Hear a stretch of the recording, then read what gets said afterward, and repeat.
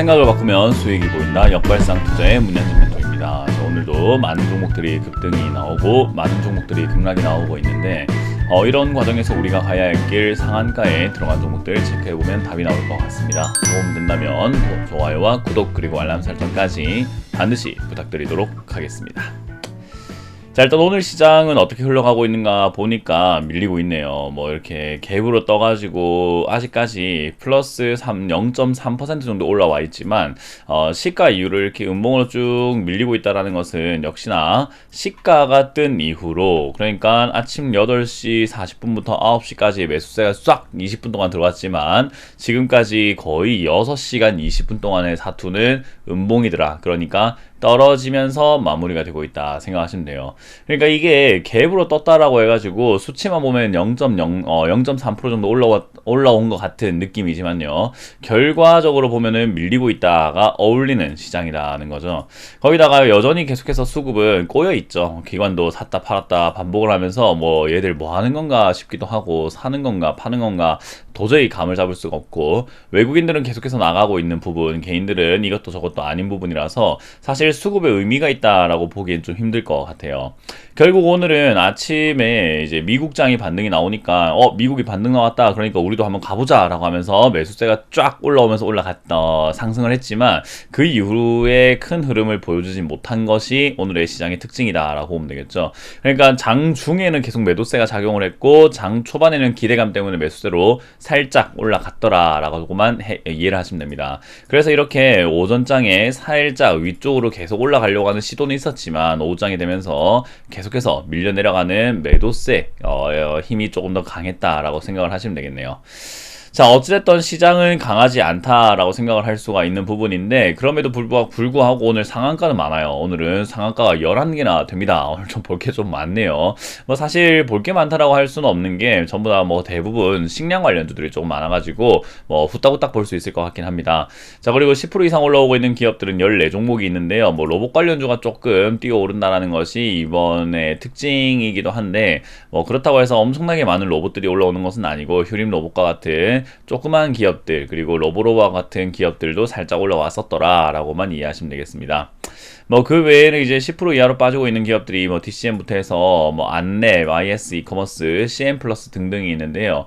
사실 이런 기업들은 역시 급등락을 반복을 하고 있습니다. 차트를 보면 좀 살벌하다라고 보여지는 모습일 텐데요. 일단 CM 플러스는 볼 필요가 없고요. DCM 역시 급등 나오고 밀리고, 안랩 급등 나오고 밀리고 있죠. IS, 이커머스는 말할 것도 없고요. 그래서 이렇게 급등 나온 기업들을 계속 보유하는 행위는 좋지 않다. 그리고 급등이 나왔을 때 내가 산 자리가 하필이면 고점이면 정말로 충격적이지 않을까요? 그렇기 때문에 여러분들이 이왕이면 이렇게 고점 갱신을 하고 올라가고 있는 기업들은요, 조금은 매수를 자제하시는 것이 어떨까, 그런 이야기를 해드리고 싶네요. 자, 일단 오늘 페이퍼코리아가 급등이 나와 있습니다. 점상한가로 출발해서 계속 점상한가로 유지가 되고 있는 그런 모습들이 나오고 있는데요. 일단 최대 주주가 지분을 매각한다, 그러니까 최대 주주가 바뀔 거다라고 하는 그런 이야기들인 건데요. 일단 최대 주주 지분 매각 추진 확정된 사항은 없다라는 이야기 나오고 있는데요. 어쨌든 그런 기대감들을 통해서 이제는 최대 주주를 바꿀 것이다 라는 기대감이 있다 보니 위쪽으로 올라가고 있습니다. 페이퍼 컴퍼니 같은 경우는요, 여기 대주주가 되게 특이한데요.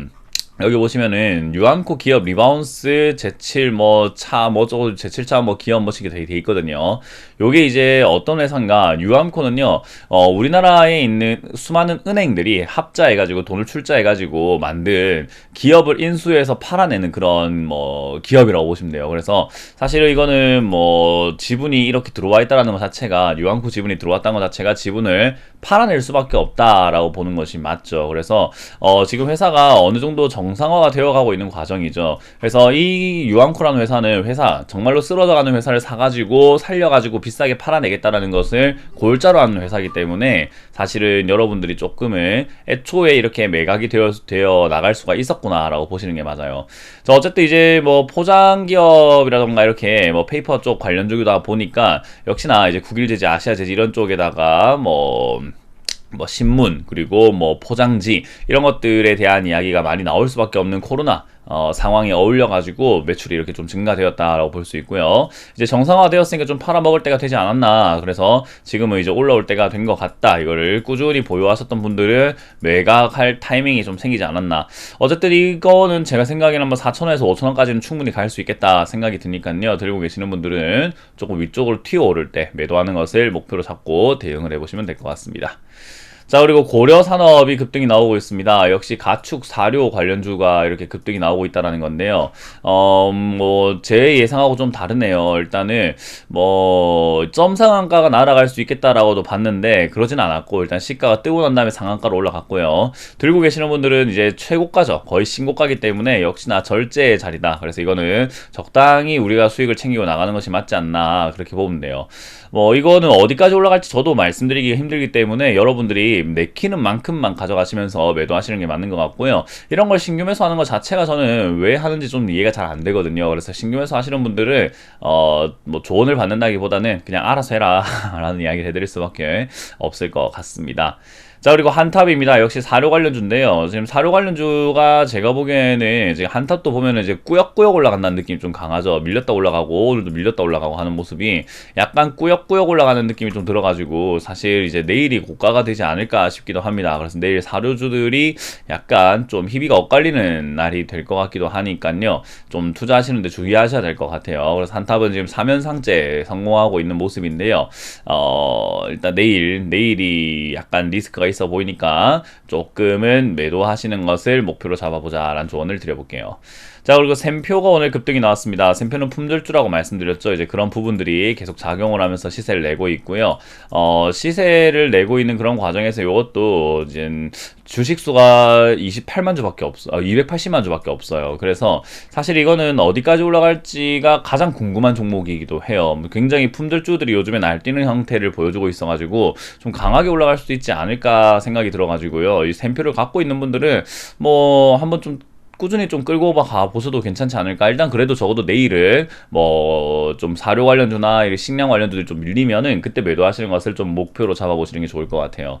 특히나 이제 팜스토리 같은 경우도 지금 급등이 나오고 있는 부분인 거잖아요. 근데 이제 이것도 좀 무거워지기 시작을 했습니다. 5천원대가 넘어가는 자리여가지고 사실 이게 이제 더 올라가긴 좀 버거울 것 같은 느낌이 좀 들어요. 그래서 아마 진짜 내일일 것 같네요. 지금 보니까 샘표, 한탑, 팜스토리, 고려산업 이런 것들 보니까 내일이 이제는 요런 식량 관련주 중에서 좀 가벼운 종목들이 조금 밀리는 자리가 되지 않을까, 마지막 고점을 만들어내지 않을까 생각을 해보게 됩니다. 그래서 그 부분 참고하셔가지고 투자하시는 게 좋을 것 같네요.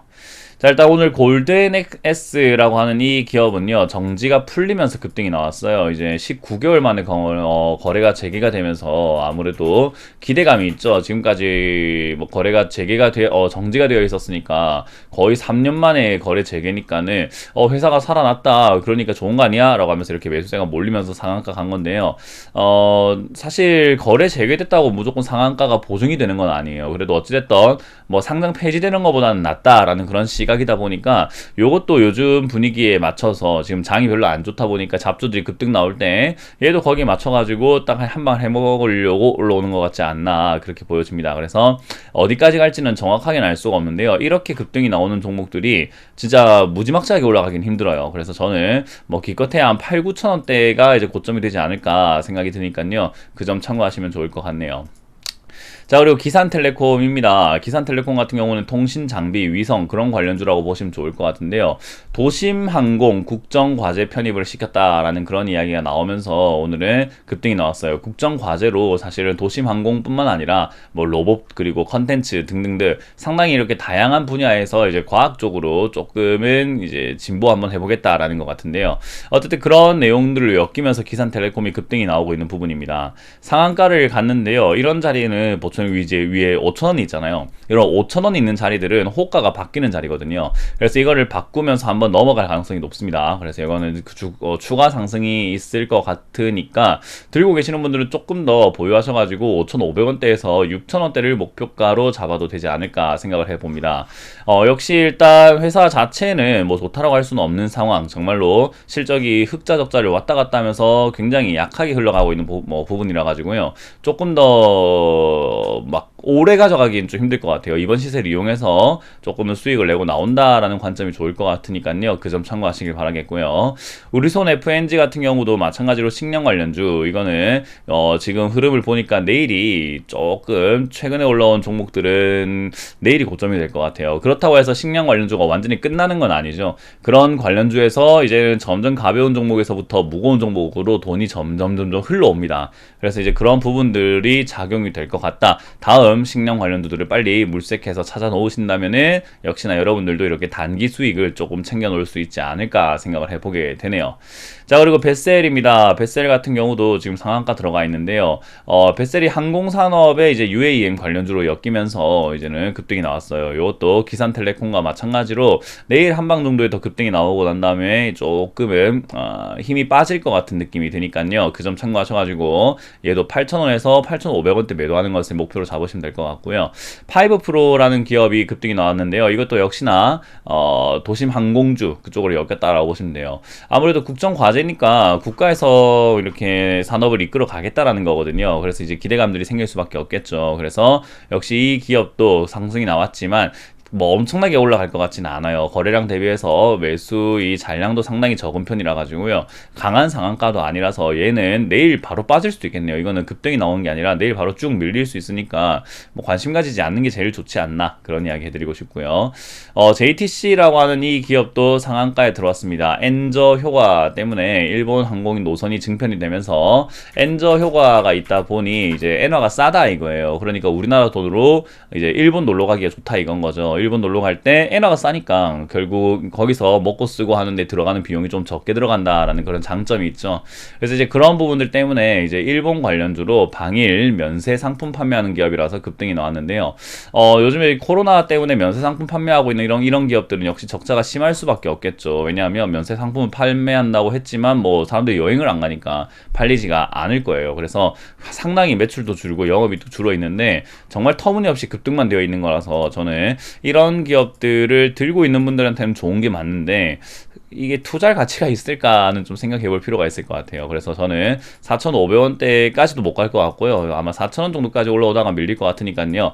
들고 계시는 분들은 좀 잘 타협을 보셔야 될 것 같아요. 정말 장기로 내가 코로나가 이제 끝나고 일본 여행객들도 정말 많이 늘어날 것 같고 정말 앞으로 쭉쭉쭉 올라갈 것 같아 라고 생각한다면은 장기 투자 관점으로 그냥 가져가시는 게 맞는 것 같고요.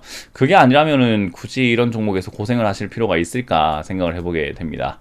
자, 일단 오늘 급등 나온 종목들을 쭉 돌아보니까 역시나 상한가에 식량 관련주들이 좀 많이 있는데 너무 기승을 부리고 있죠. 막 3연상, 4연상, 2연상 이런 식으로 상한가를 연달아 올라가고 있는데 제가 보기에는 이 기세가 내일이면 끊길 것 같다 생각이 좀 많이 들어요. 그리고 다른 식량 관련주로 또 수급이 돌 것 같기 때문에 식량난은 아직 끝나지 않았다. 그러나 식량 관련주 중에서 선두주자였던 뭐 현대사료, 한일사료 이런 것들이 꺾인 것처럼 얘들도 꺾일 가능성이 높다라고 평가하시면서 투자를 하시는 게 어떨까 조언을 드리고 싶습니다. 자, 이렇게 오늘 맞춰보도록 하고요. 역시나 시장은 여전히 불안불안하고 있기 때문에 여전히 여러분들은 현금을 보유하신 채로 시장을 관망하시길 바라면서 마무리 짓도록 할게요. 지금까지 역발상 투자의 문현진 멘토였습니다. 고맙습니다.